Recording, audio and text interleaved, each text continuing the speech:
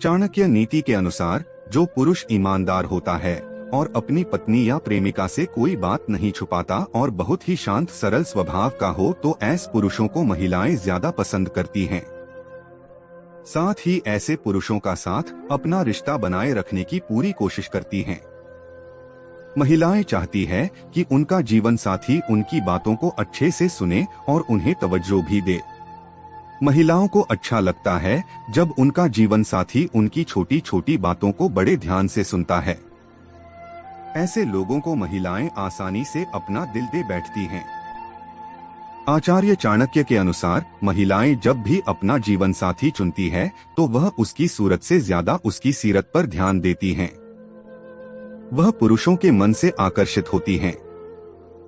साथ ही जो पुरुष मेहनती होते हैं उन पुरुषों पर भी महिलाएं आसानी से अपना दिल हार बैठती हैं।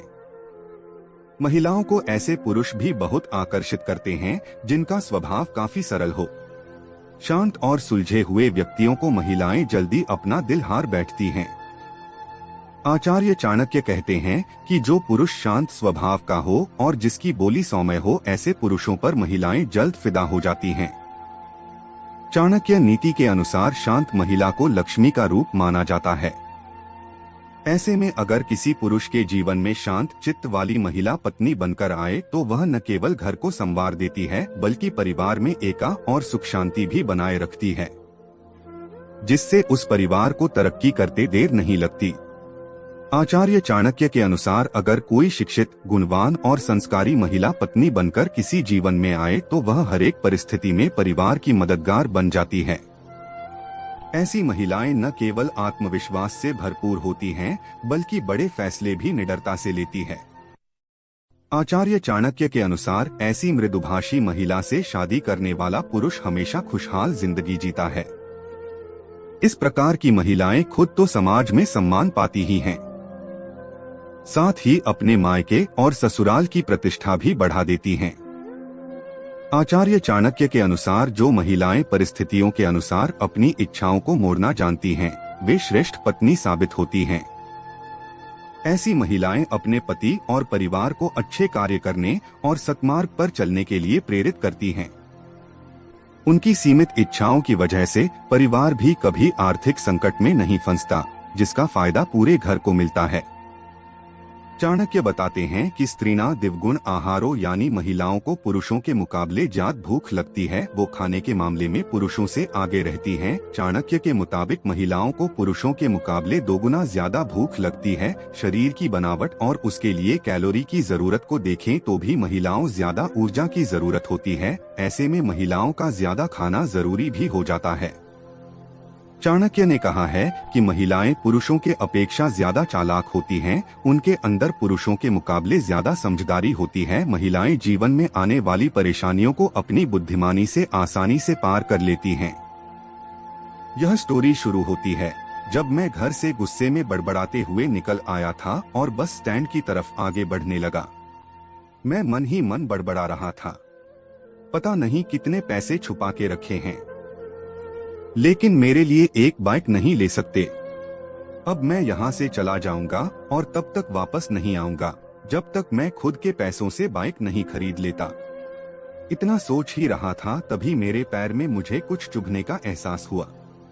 नीचे देखा तो समझ आया कि जल्दबाजी में पापा के जूते पहन आया हूँ।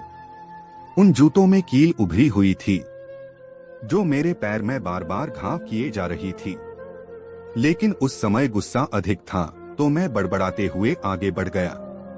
एकाएक मुझे याद आया कि मैं पापा का पर्स भी साथ ले आया हूँ। मेरे खुराफाती दिमाग में एक ख्याल आया, क्यों ना आज पापा का पर्स चेक किया जाए, जिसे आज तक उन्होंने किसी को हाथ तक नहीं लगाने दिया था। पता नहीं कौन सा खजाना छुपा है इस पर्स में जो किसी को हाथ नहीं लगाने देते थे। जब मैंने पापा का वह पुराना पर्स खोलकर देखा तो उसमें पैसे तो नहीं मिले, लेकिन पैसों की जगह पर एक डायरी रखी हुई थी। तब मैंने सोचा, ओह तो यहाँ खजाना छुपा रखा है। मैं समझ रहा था कि यहाँ पापा ने लिखा होगा कि किससे कितने पैसे लेने हैं और किसको कितने पैसे दिए हैं, लेकिन मैं गलत था। जब मैंने उस छोटी सी डायरी का पहला पेज खोलकर देखा तो वहाँ पर जो लिखा था वह थोड़ा सीरियस कर देने वाला था। डायरी में जो लिखा था उसे पढ़ने के बाद मेरे चेहरे पर जो एक्सप्रेशन थे वह गायब हो चुके थे, क्योंकि डायरी में वैसा कुछ नहीं था जैसा मैं सोच रहा था।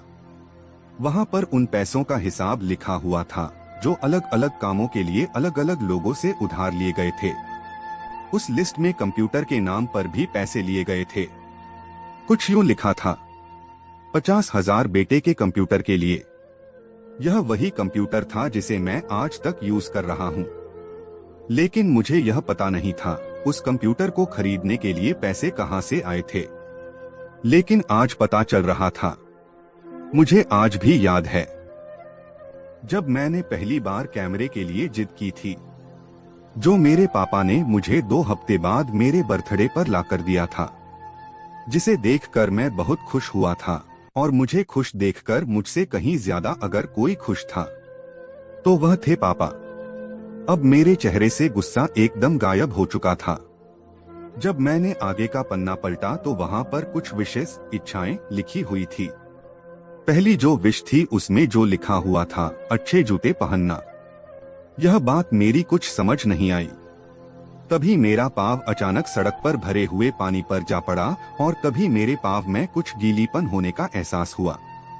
जब मैंने जूता उतार कर देखा तो उसका तला टूटा हुआ था। यह देखकर मुझे डायरी में लिखी बात याद आ गई। तभी मुझे माँ पापा की कही बातें भी याद आ रही थी कि कैसे माँ जब कहा करती थी पापा से, अब तो जूते पुराने हो गए, नए ले लीजिए, तो पापा अक्सर यह कहकर टाल दिया करते थे, जूते अभी और चलेंगे, अभी कुछ दिन पहले तो लिए थे। मुझे आज समझ आ रहा था कि कितने दिन और चलेंगे। साथ ही साथ यह भी समझ आ रहा था कि पापा पर्स को क्यों छुपा कर रखते थे। तभी उस डायरी को पढ़ते हुए बस स्टैंड पर पड़ी बेंच पर आकर बैठ गया। अब उस डायरी का आखिरी पन्ना बचा हुआ था। उस पन्ने को जब मैंने पलट कर देखा तो वहाँ कल की डेट लिखी हुई थी। तारीख के नीचे लिखा हुआ था 50,000 रुपए बाइक के लिए। बस इतना पढ़ा और दिमाग सन्न रह गया। अब मेरे मन में कोई शिकवा गिला नहीं बचा था, बस मेरी आंखों से आंसू चले जा रहे थे। मुझे आज तक नहीं पता तब मैं क्यों रोए जा रहा था।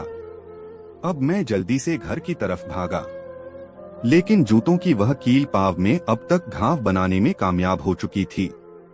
मैंने जूतों को रास्ते में ही निकाल कर फेंक दिया और भागते लड़खड़ाते हुए घर जा पहुंचा, लेकिन पापा घर पर नहीं थे।